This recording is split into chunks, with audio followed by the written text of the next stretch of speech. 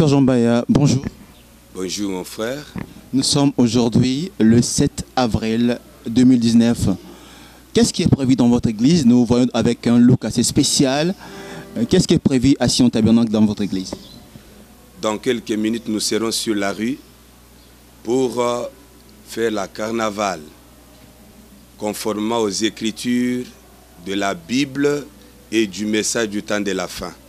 C'est ce que nous nous préparons bientôt à descendre sur la rue pour aller publier la naissance du plus grand don jamais donné à l'humanité. D'accord. Pendant ce temps, il y a des gens qui trouvent ça non scripturaire. Bon, c'est tout à fait normal, mais qu'est-ce qu'il faut faire? Il faut vous approcher auprès de ceux qui ont des écritures et leur poser cette question-là. Y a-t-il des écritures? Je dirais oui.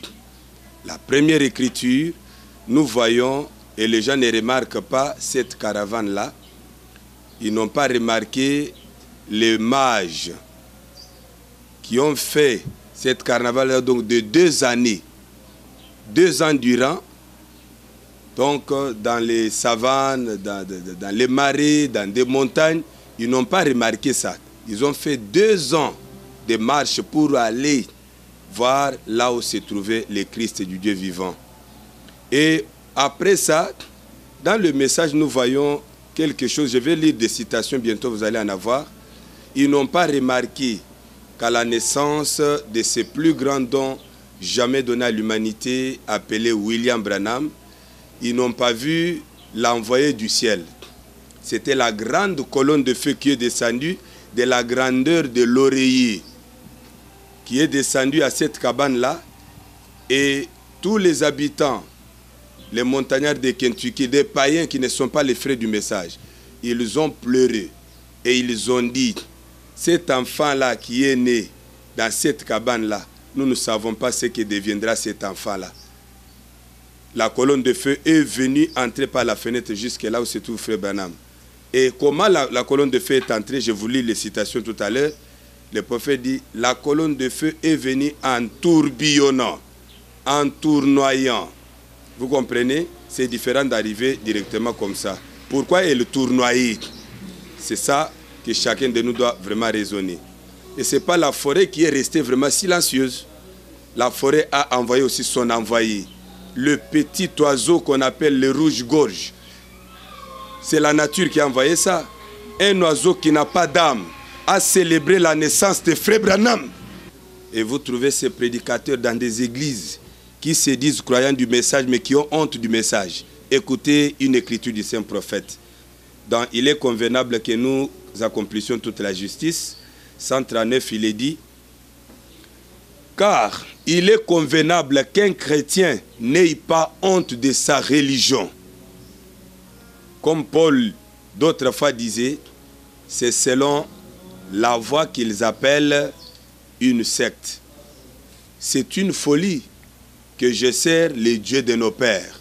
Voyez-vous, je n'ai point honte de l'évangile de Jésus-Christ, dit-il, car c'est la puissance de Dieu pour le salut de quiconque le croit. C'est vrai. Ne pas avoir honte de l'évangile, c'est la chose qui tient dans les heures où le navire est ballotté et que chaque étoile est invisible.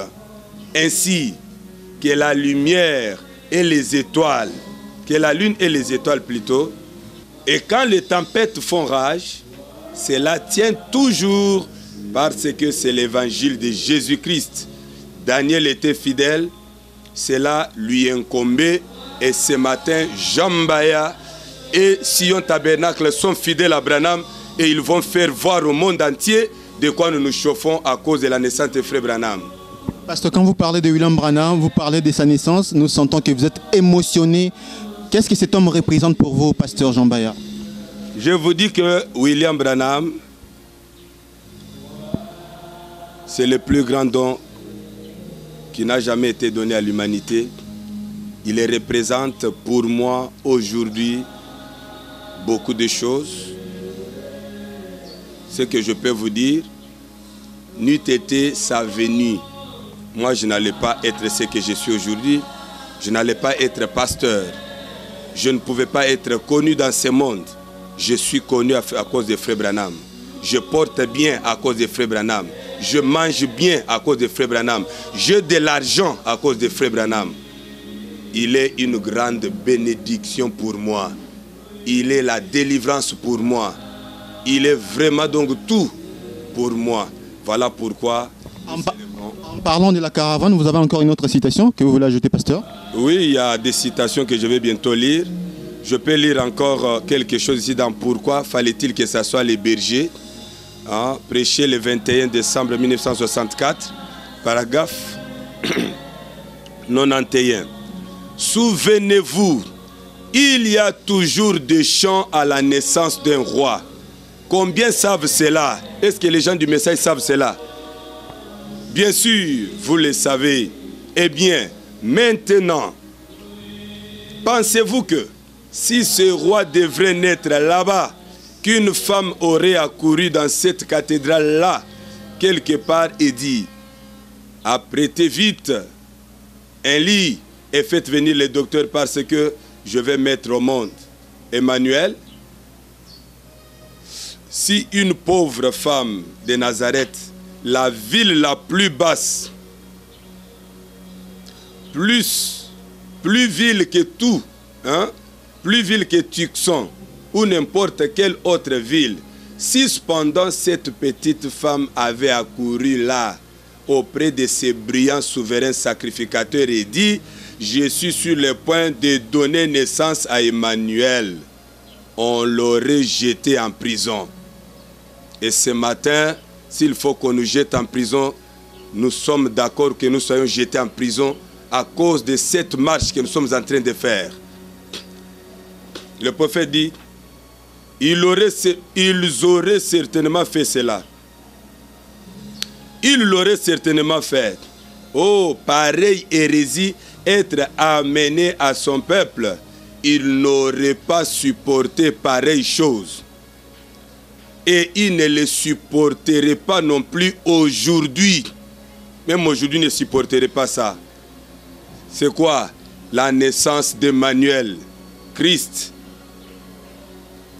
Mais malgré tout, le prophète dit, cela arrive. Malgré tout, cela arrive. Regardez, il devait y avoir des chants. Le roi était, on n'aurait pas chanté pour lui. Les gens n'auraient pas chanté pour lui parce qu'ils ne croyaient pas en lui. C'est pourquoi j'ai toujours dit, tout chanteur véritable, si vraiment on ne sent pas vraiment, donc en tout cas, Branham, donc à l'intérieur, dans son cantique, bon, je me demande s'il a reçu cette inspiration-là où? Parce que ici on dit, les gens n'auraient pas chanté pour lui parce qu'ils ne croyaient pas en lui. C'est la raison pour laquelle, voici la chose, vous feriez mieux de ne pas manquer cela. C'est la raison pour laquelle aujourd'hui, les gens ont honte de louer Dieu. Ils ont honte de Christ. Vous comprenez, mon frère? Ils ont honte de Christ et je complète la dernière chose. Vous vous laissez quand même. Remarquez, ces sujets doivent chanter pour lui. C'est au paragraphe 101.